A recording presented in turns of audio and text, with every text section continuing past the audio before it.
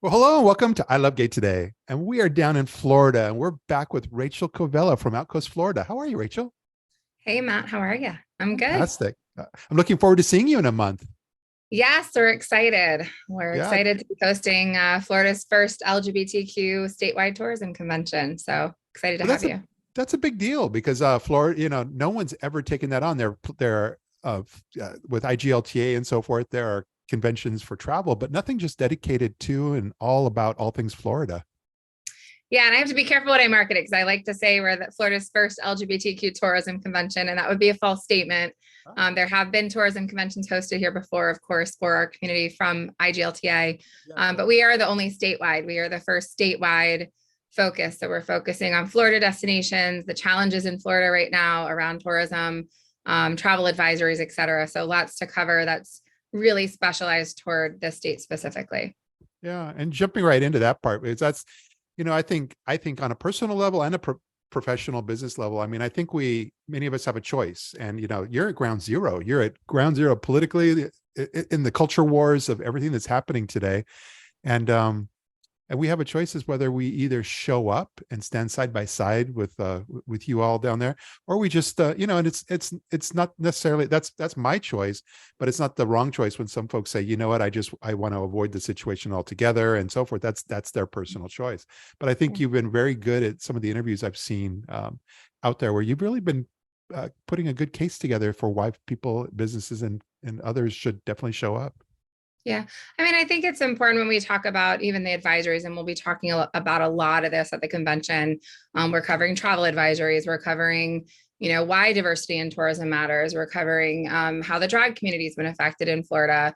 A lot of different topics. So there's a lot of really cool stuff we're doing. But, we've been getting a lot as Outcoast. So I also own outcoast.com, which is Florida's LGBT tourism travel blog. And we've seen a big shift. Florida has always historically had a huge travel population from the LGBT community. It's always been a top destination for travelers, for LGBT travelers. It still continues to be a top destination, even if we don't think it is. There are definitely people wanting to leave Florida or avoid Florida, but there's still a lot of people showing up to Florida. And I think that was proven by St. Pete Pride. It was the biggest Pride on record, and it was packed. I mean, it was huge. And I think when we're coming out of this post-COVID shutdowns up north, people are still coming to Florida. It's still a different experience. But it's always historically been inclusive. There's definitely been a shift lately with laws and politics that have made people think otherwise, and have really, especially for transgender travelers and transgender residents, have created spaces that aren't necessarily as safe for those travelers. But you can speak to also transgender people who live in Florida and love it and don't want to leave. And yes, are they concerned because of bills and medical coverage? Of course, we don't want to minimize that. But the advisories are definitely a challenge we're facing down here. We're definitely getting people. What's new to me is, it used to be back in the day, and I was just talking about this with someone like 20 years ago when you would see a rainbow in an ad, or like I remember seeing a Cheerios commercial and seeing a gay couple for the first time and getting excited. We were excited about that, even in times where things were divisive and we couldn't talk about being gay. Then we got used to seeing it normally. We got used to it, especially in Pride Month. We got used to seeing rainbows all the time. Now, because of politics, we're getting pushback on it. Even when destinations want to show their support in Florida, they want to run LGBT ads in Florida.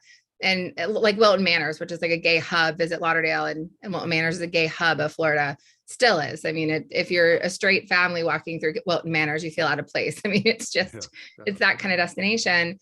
Now what they're seeing is those destinations who have always been pretty open and supportive and are doing advertising in those spaces are getting pushback now from our own community.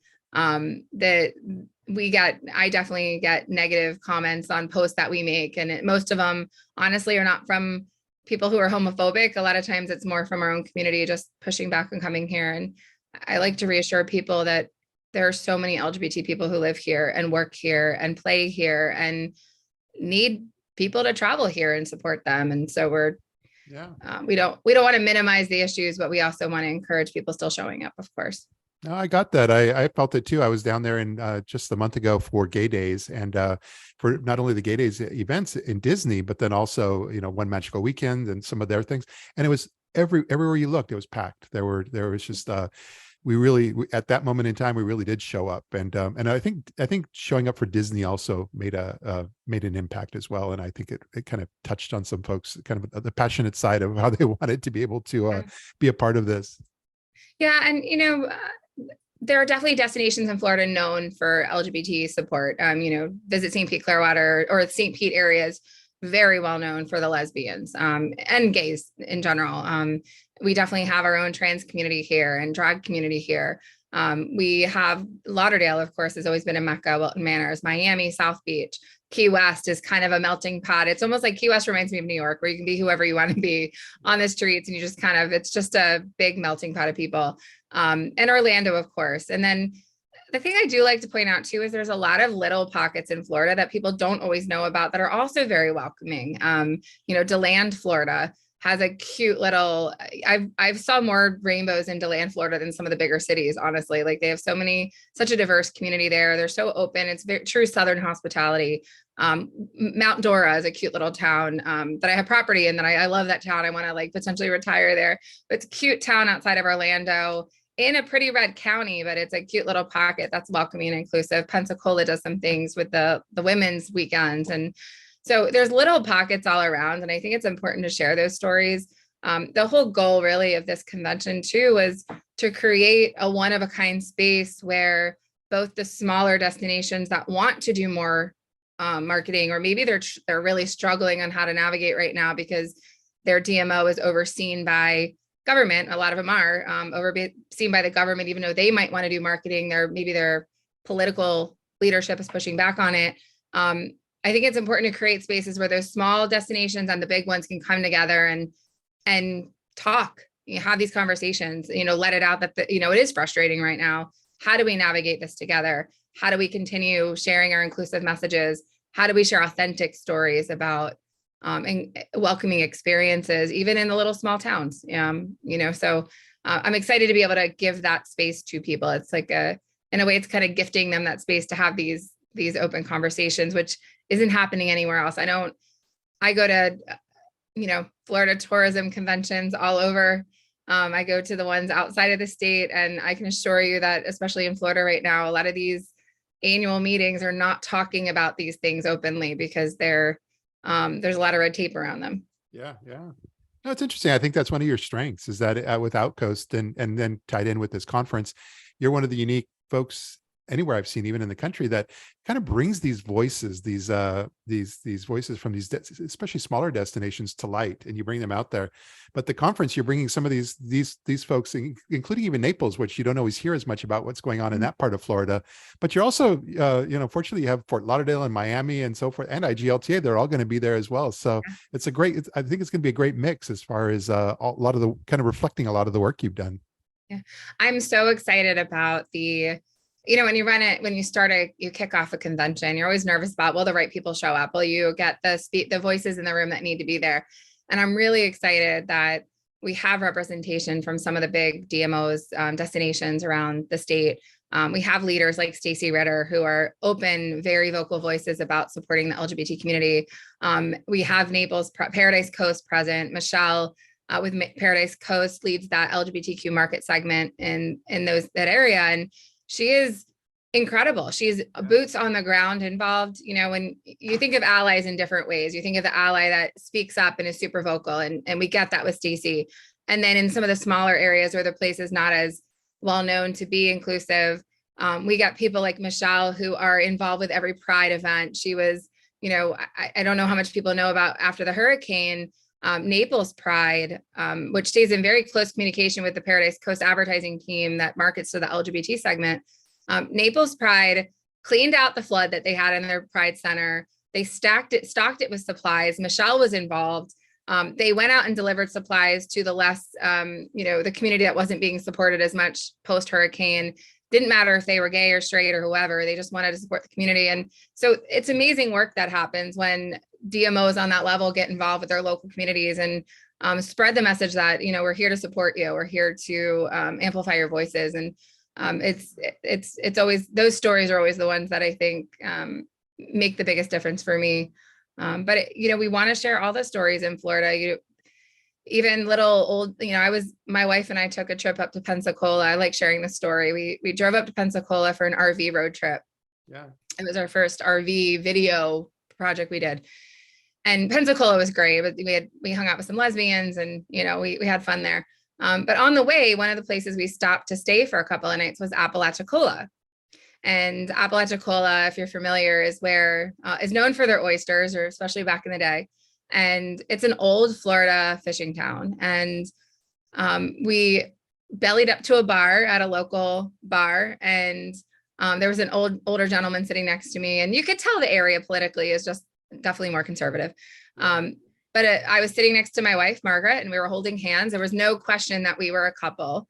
And there was an older gentleman next to me who was sitting next to his wife. They were like in their 80s, and he had a tray of fried snapper in front of him. And I asked him about it. I didn't know what fish it was at first. And I asked him about it, and he said, it's snapper. And the next thing I knew, he takes the tray and he puts it in front of me. And he said, I caught it this morning, have a piece. Wow. And it was just one of those moments that you realized it didn't matter who you were, what you believed, the fact that I was sitting next to my wife.